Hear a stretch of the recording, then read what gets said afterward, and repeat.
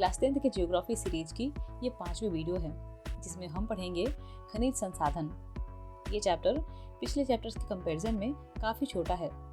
इस चैप्टर में हम सबसे पहले जानेंगे कि मिनरल्स क्या होते हैं और ये कितने प्रकार के होते हैं। इसके बाद हम इसके प्रकारों के बीच अंतर समझेंगे। इसके बाद जानेंगे कि खनिजों की विशेषताएं क्या होती हैं, उनका आर्थिक महत्व क्या है और उनका संरक्षण क्यों और कैसे करना चाहिए।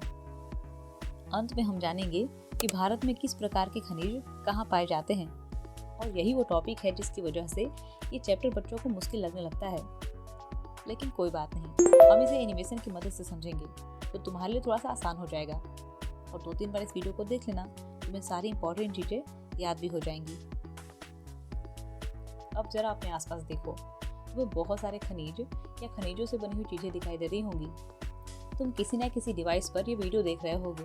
वो डिवाइस भी मिनरल से बनी है। हमारे टूथपेस्ट में सिलिका, फ्लोराइड और जिंक जैसे मिनरल्स हैं। हमारे खाने में भी सोडियम, पोटेशियम, कैल्शियम और मैग्नीशियम इत्यादि पाए जाते हैं। ट्रेन, उसकी पटरी, एरोप्लेन और बाकी सारे व्हीकल्स मिनरल से ही बने हैं। बर्तन और फर्नीचर को बनाने में भी मिनरल्स का इस्तेमाल होता है। और हाँ, हम अपने गहनों को कैसे भूल सकते हैं, ये भी तो खनिज से ही बने हैं। खनिज हमारे लिए बहुत ही इंपॉर्टेंट होते हैं। बस यूं समझ लो कि हम इसके बिना अपनी लाइफ को इमेजिन भी नहीं कर सकते। प्राकृतिक रूप में पाए जाने वाले वे ठोस पदार्थ जिनकी निश्चित रासायनिक संरचना होती है उसे खनिज कहते हैं। सोना, चांदी, लोहा, तांबा और हीरा, ये सब खनिज के एग्जाम्पल्स हैं। खनिज भूपर्पटी में, चट्टानों में, नदी, झील और समुद्र के तल में पाए जाते हैं। पानी में घुले रासायनिक पदार्थों के जमने से या ज्वालामुखी के लावा के ठंडा होने से खनिजों का निर्माण होता है। इनके निर्माण में लाखों वर्षों का समय लग जाता है। खनिज मुख्यतः 2 प्रकार के होते हैं, धात्विक खनिज और अधात्विक खनिज। वे खनिज जिनसे धातुओं की प्राप्ति होती है उन्हें धात्विक खनिज कहते हैं। इन्हें भी 2 भागों में बांटा जाता है। पहला है लौहयुक्त खनिज और दूसरा अलौहयुक्त खनिज।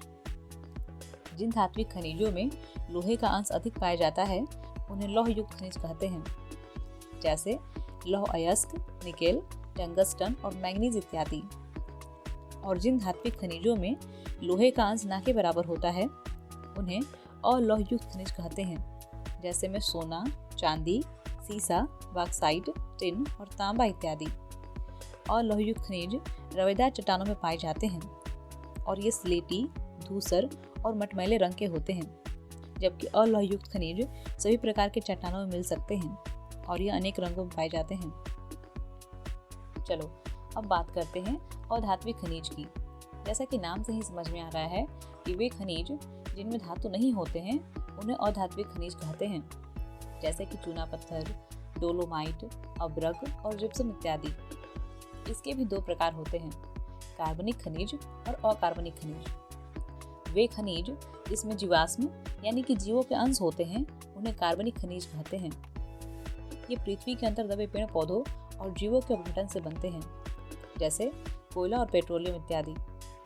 ये ऊर्जा के उत्पादन में मुख्य भूमिका निभाते हैं। उन खनिजों को अकार्बनिक खनिज कहते हैं जिनमें जीवाश्म नहीं पाया जाता है, जैसे में अब्रक, ग्रेफाइट और चूना पत्थर इत्यादि। ये औद्योगिक और निर्माण कार्य में बहुत ही उपयोगी होते हैं। अब हमें ये समझना है कि धात्विक और अधात्विक खनिजों में क्या अंतर होता है। धात्विक खनिजों को गलाने पर धातु प्राप्त होता है, जबकि अधात्विक खनिजों को गलाने पर धातु प्राप्त नहीं होता है। धात्विक खनिज कठोर और चमकीले होते हैं और अधात्विक खनिज नरम और मटमैले। धात्विक खनिजों को प्राय आग्नेय चट्टानों से प्राप्त किया जाता है, लेकिन अधात्विक खनिज परतदार चट्टानों में मिलते हैं।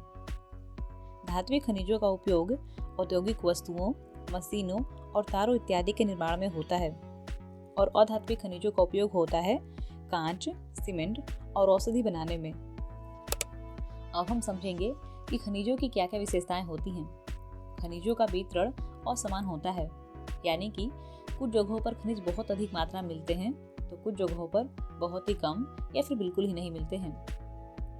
जैसे कि झारखंड और छत्तीसगढ़ में कोयला अधिक मात्रा में पाया जाता है, लेकिन दक्षिण भारत में बहुत ही कम मिलता है। राजस्थान और मध्य प्रदेश में चूना पत्थर अधिक मिलता है, तो उड़ीसा और कर्नाटक में लोहा। खनिजों के असमान वितरण का कारण है पृथ्वी की अंदरूनी संरचना, चट्टानों के प्रकार, जलवायु और भूगर्भीय प्रक्रिया इत्यादि। इसकी दूसरी विशेषता ये है कि हमारी पृथ्वी पर अधिक गुणवत्ता वाले खनिज कम और कम गुणवत्ता वाले खनिज ज्यादा मात्रा में पाए जाते हैं। जैसे कि हीरा, प्लेटिनम और सोना इत्यादि अधिक गुणवत्ता वाले खनिज हैं, बहुत ही कीमती हैं, लेकिन कम जगहों पर मिलते हैं। वहीं कोयला, लोहा और चूना पत्थर इत्यादि कम गुणवत्ता वाले खनिज हैं, ये सस्ते हैं और ये बहुत अधिक मात्रा में मिलते हैं। अधिक गुणवत्ता वाले खनिज के बनने के लिए विशेष तापमान, दबाव, परिस्थितियों और लंबे समय की आवश्यकता होती है। इतने लंबे समय तक सही परिस्थितियां हर जगह नहीं मिलती, इसलिए इनकी मात्रा कम होती है। खनिजों की अगली विशेषता है कि ये समाप्य संसाधन हैं, यानी कि एक बार समाप्त होने पर ये दोबारा इतनी जल्दी नहीं बन सकते हैं। चौथी विशेषता है कठोरता और चमक। हर खनिज की कठोरता और चमक अलग अलग होती है। जैसे कि हीरा सबसे कठोर खनिज है, तो टैल्क सबसे मुलायम। सभी खनिजों के रंग अलग अलग होते हैं और ऐसा भी हो सकता है कि एक ही खनिज अलग अलग रंगों में मिले। चलो अब समझते हैं कि खनिजों का आर्थिक महत्व क्या है। खनिज किसी भी देश की आर्थिक उन्नति के लिए बहुत ही महत्वपूर्ण होते हैं। इनसे उद्योगों के लिए कच्चा माल तो मिलता ही है, साथ ही साथ इनकी वजह से रोजगार के अनेक अवसर भी उत्पन्न होते हैं और सरकार को टैक्स भी मिलता है, जिससे राष्ट्रीय आय में वृद्धि होती है। यूरेनियम, पेट्रोलियम और कोयला जैसे खनिजों का उपयोग ऊर्जा के उत्पादन में होता है। हमारा देश लोहा, बॉक्साइट, मैंगनीज और अभ्रक जैसे खनिजों का निर्यात भी करता है।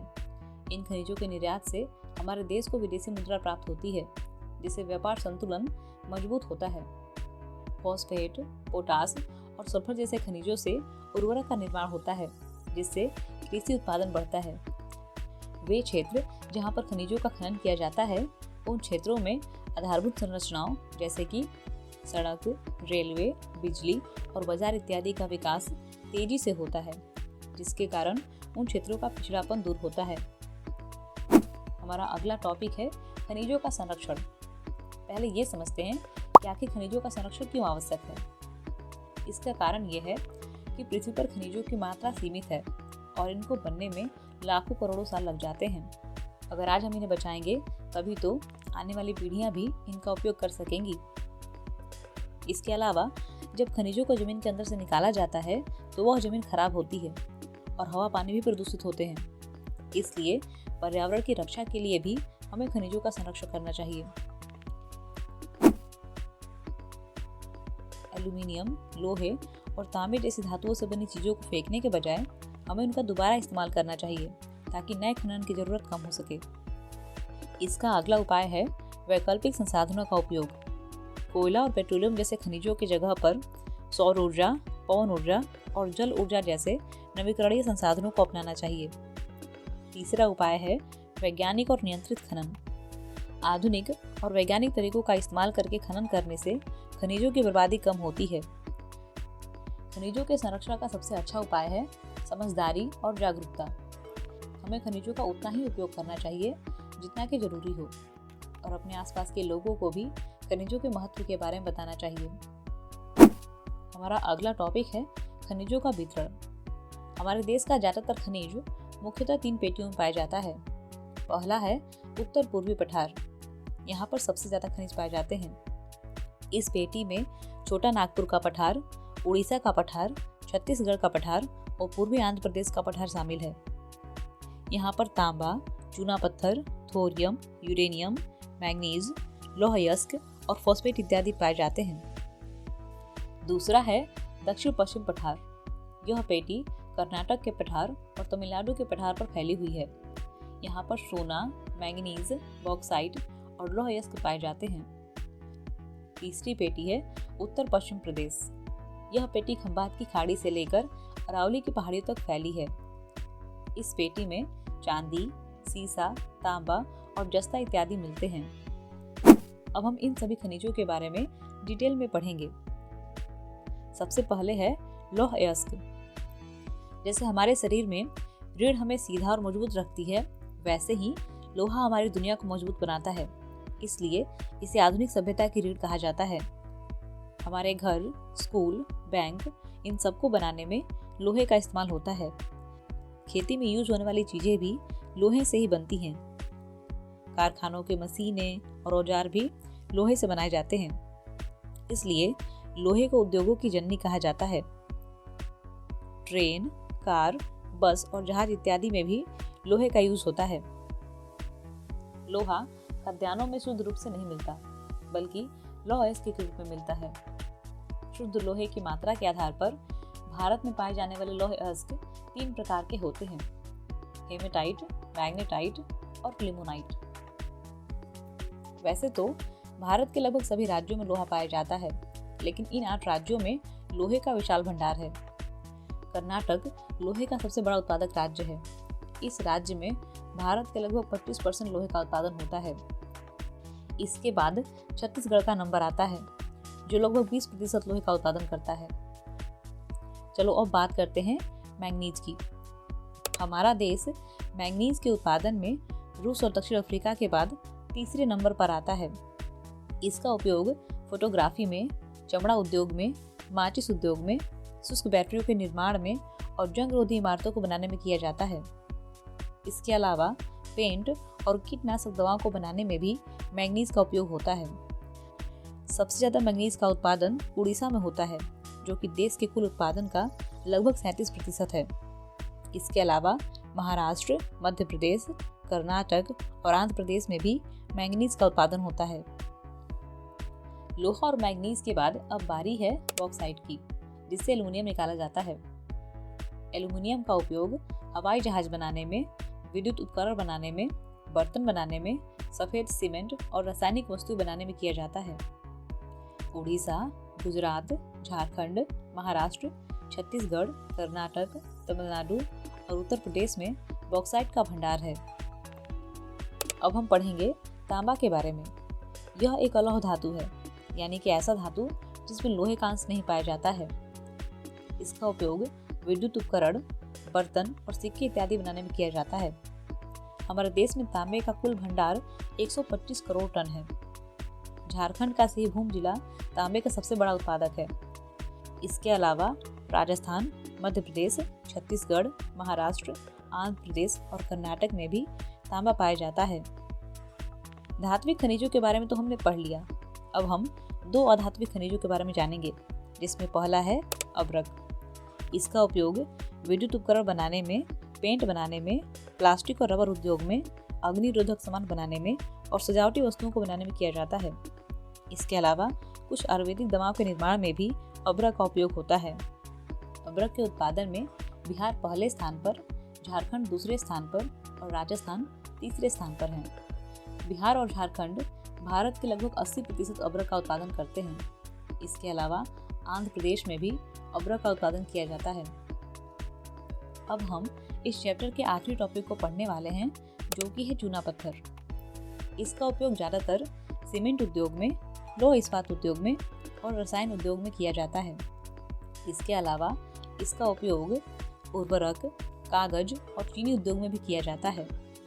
देश का 35% चूना पत्थर मध्य प्रदेश में पाया जाता है। छत्तीसगढ़, आंध्र प्रदेश, गुजरात, राजस्थान, कर्नाटक, महाराष्ट्र, उड़ीसा, बिहार और उत्तर प्रदेश में भी चूना का उत्पादन होता है।